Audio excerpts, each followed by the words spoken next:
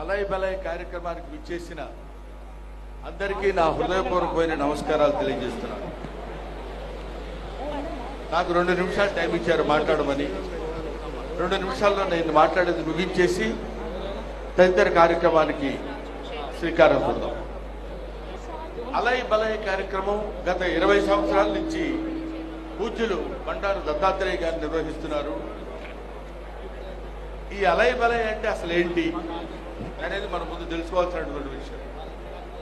అలయ్ బలయ్ అంటే హృదయపూర్వకంగా ఒకళ్ళని ఒకళ్ళు ఆలింగనం చేసుకుని ప్రేమని పంచుకోవడం అని.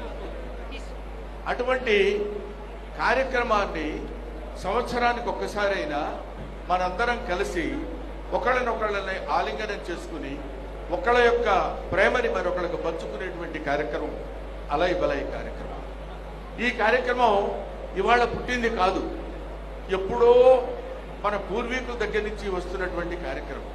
అది శ్రీరామచంద్రుడు ఆంజనేయ స్వామిని హృదయానికి అత్తుకున్నటువంటి అలయ్ బలయ్ కార్యక్రమం అప్పటి నుంచి ఇప్పటి వరకు వస్తూనే ఉంది, జరుగుతూనే ఉంది ఈ అలయ్ బలయ్ కార్యక్రమం అనేది.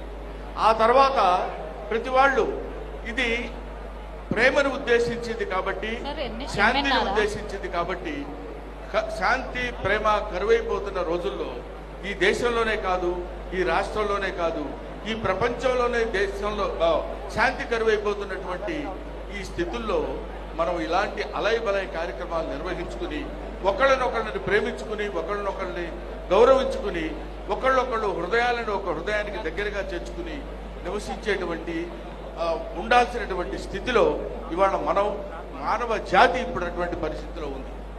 అటువంటి పరిస్థితిని గుర్తు తెచ్చుకుంటూ పట్టుబదలని విక్రమార్కుడిలాగా అప్పటి నుంచి ఇప్పటి వరకు ఈ కార్యక్రమాన్ని నిర్వహిస్తూ ఇంతమంది జనాన్ని ఒక చోట చేర్చి అలయ్ బలయ్ అనేటువంటి ఈ కార్యక్రమం నిర్వహించినటువంటి బండారు దత్తాత్రేయ గారికి, వారి అమ్మాయి బండారు విజయలక్ష్మి గారికి నా హృదయపూర్వకమైనటువంటి నమస్కారాలు తెలియజేస్తూ, అందరూ బాగుండాలి, అందరం బాగుండాలి, విశ్వం అంతా బాగుండాలి, ప్రపంచం అంతా బాగుండాలి, ప్రపంచం అంతా శాంతితో ఉండాలి. ఓం నమో వెంకటేశాయ. Thank you very much. Thanks a lot.